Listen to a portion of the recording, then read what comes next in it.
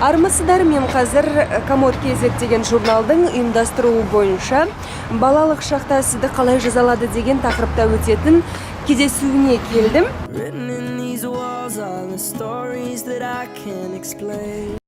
То есть сын там танцевал на столе, рвал дневник, делал конфетти из тетради и так далее. Папа умер в 85 году, когда мама беременная была. У меня есть сестра. А мама была на меня беременная, от несчастного случая он погибает. Потом тоже начинается 90-е годы. Сестра у бабушки остается, я с мамой. Мама сильно заболела, ее легла в больницу. Очень сильная болезнь была, и меня отдали в интернат.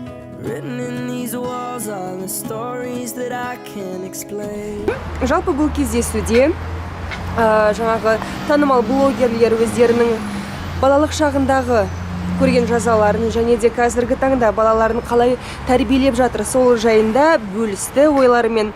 Но мне есть с кого брать пример. У меня, наверное, в этом отношении более, ну вот если, например, с Алевтиной сравнивать, как бы кардинально другая история, я вам сейчас о ней расскажу. До 8 лет у меня есть старший брат, я росла в полной семье, меня воспитывали папа и мама. И у нас разделение, значит, родительских компетенций было очень такое четкое, понятное, наверное, для нас, для детей.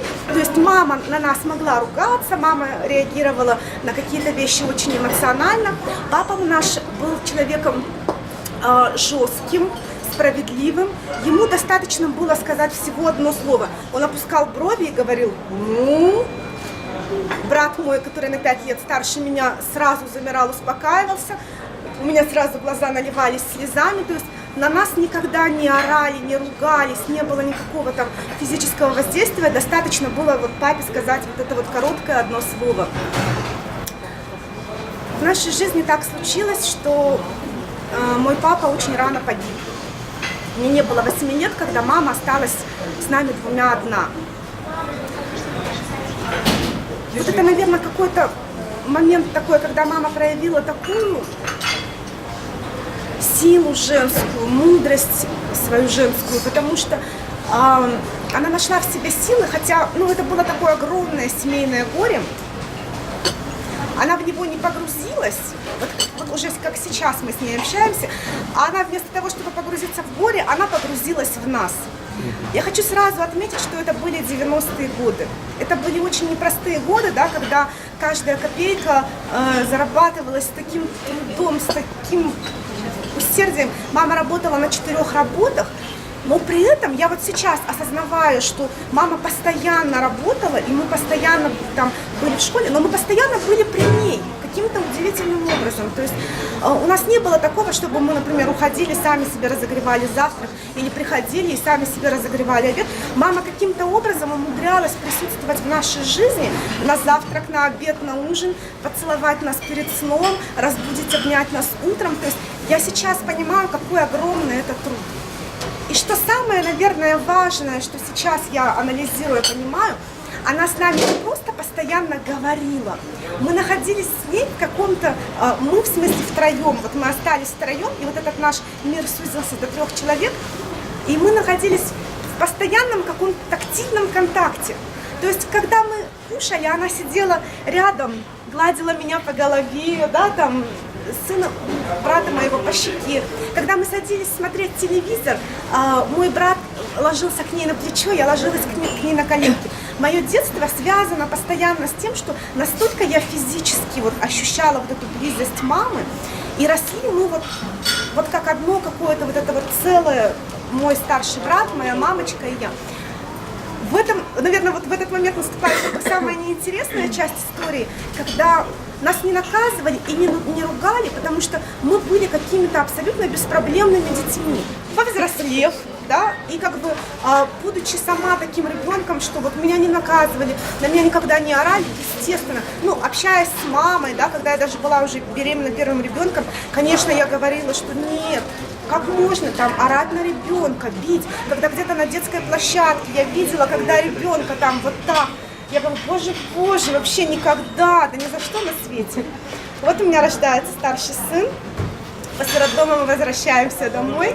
Моя свекровь берет его на руки и говорит: Аселя, если он пойдет к Саше, ты еще поплачешь. Это был первый звоночек. Я думаю, да боже мой, ну как так можно? И, кстати, общаюсь с нашей мамой, да, моя мама рассказывает, как она вот, дети, разговоры, объятия, а моя свекровь рассказывает, я, говорит, плакала, я, говорит, его ремнем бью, сама плачу. Я думаю, что за вообще, зачем, что происходит, что за рассказы? И вот мой сын подрастает, старший, Ильяс. Ну, действительно, это такой очень интересный, оригинальный, крайне гиперактивный ребенок. Я прочитала, значит, за 7 лет его жизни, за первые 7 лет его жизни я прочитала в первые же месяцы рождения Масару и Буки. После 3 лет уже поздно, да, и я такая думаю, все, я буду, господи, у меня прекрасный опыт, я вот буду его воспитывать вот так. Но мальчик растет, значит, гиперактивным, но я там как-то тоже стараюсь его, сыночек, так нельзя, а давай отвлечемся, а давай вот начинает он беситься, а давай мы посмотрим, а давай мы порисуем. Тут у нас как бы еще немножко сложность была в том, что мой муж, он более такой воспитанный, более классическими, скажем, методами. Он, значит, верит в животворящую силу ремня, и я постоянно пытаюсь, как бы, он у нас такой злой полицейский, а я прям такой добрый полицейский. И я постоянно, значит, пытаюсь между ними как-то вот лавировать. До 7 лет у меня это, ну, как-то более или менее получалось. 7 лет было переломным возрастом. Сын пошел в школу. Здесь начались, ну, на самом деле проблемы. То есть вот это его поведенческое. Плюс то, что, естественно, ребенок очень быстро считал вот эту разницу. Злой папа, добрая мама, да, то есть побеситься, получить от папы и потом жертвой прийти, упасть к маме на колени. Он меня обижает, он меня бьет, и мамочка тоже его там обнимет, поцелует, пожалеет.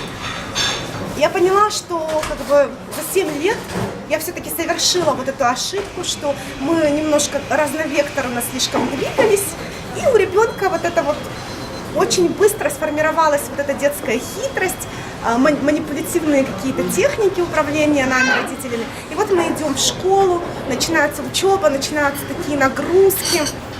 У меня уже, конечно, тоже нервы сдают. И как раз в этот момент я уже беременна 2-м ребенком, у меня гормоны.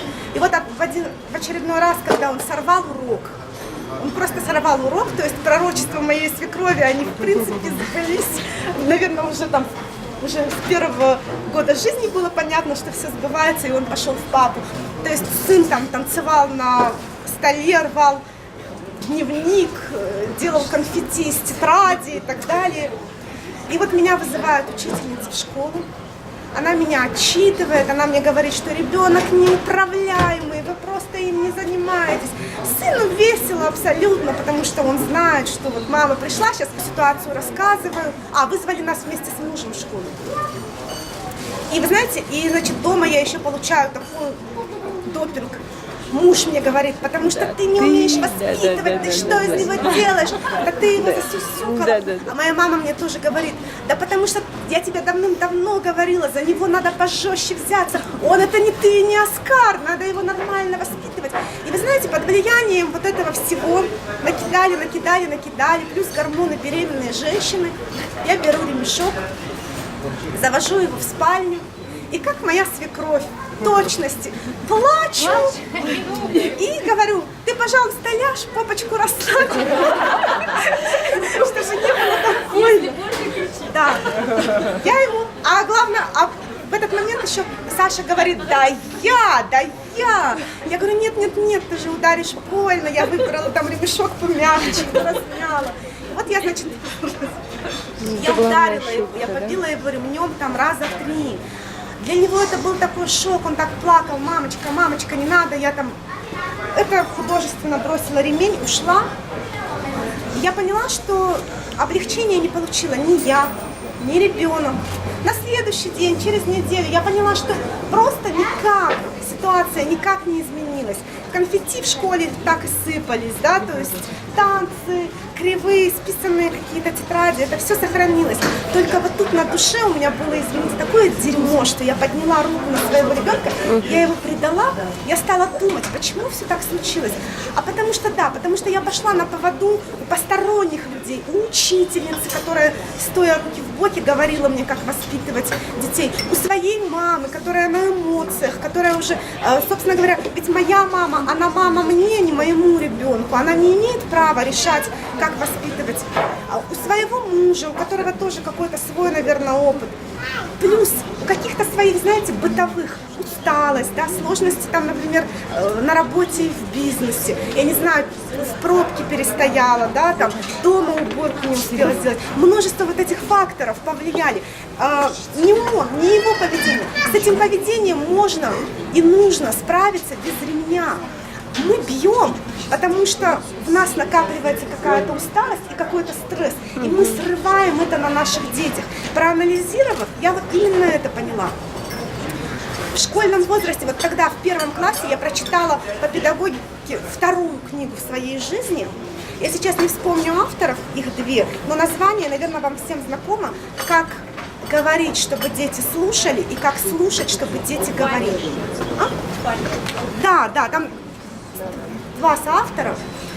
Я прочитала эту книгу, да, то есть это была 2-я четверть 1 класса, когда я поняла, что мне срочно нужна эта. Вам как-то надо остаться в школе, да? Да. Я прочитала эту книгу, сделала, как Пушкин, пометки на полях и подарила эту исписанную книгу учительнице. Учительнице я сказала: уважаемая Алина Юрьевна, вот с 8 до часу это ваша проблема. Решайте, пожалуйста, ее. Я для себя все проблемы со своим ребенком решила. Я буду с ним говорить, я буду его слушать, я буду стараться его понимать. Пожалуйста, вы тоже. Вы учитель не только для того, чтобы научить их читать и писать, но вы еще и должны научить их соприкасаться с обществом, со своей усталостью, с новой информацией. Пожалуйста, не вставайте между нами. Если вы вдруг почувствуете, что у вас не получается помочь мне, то тогда просто не мешайте. И больше никогда не звоните, не вызывайте, не ставьте вот так вот меня между вами и моим ребенком, потому что я всегда буду стоять вот здесь, возле своего ребенка. С тех пор, когда все равно, конечно же, были какие-то отчитывания, были какие-то претензии, когда меня вызывали или она меня там подкарауливала во дворе, я стояла, и она ругала, и она меня отчитывала, я стояла и вот так крепко держала руку своего ребенка. Я знала, что когда я приду домой, конечно, я ему выскажу. Я скажу, что мне неприятно, что ты ставишь там в неприятную ситуацию меня, ты можешь лучше. Это унизительно и для меня, и для тебя. Но я для себя сказала, что я никогда не буду стоять и вот это вот: ты что, как ты можешь, вот тебя ругают. Это правда, что ты так сделал? Я навсегда вот этот момент для себя закрыла. Общество восточного — это все-таки, к сожалению, редкость.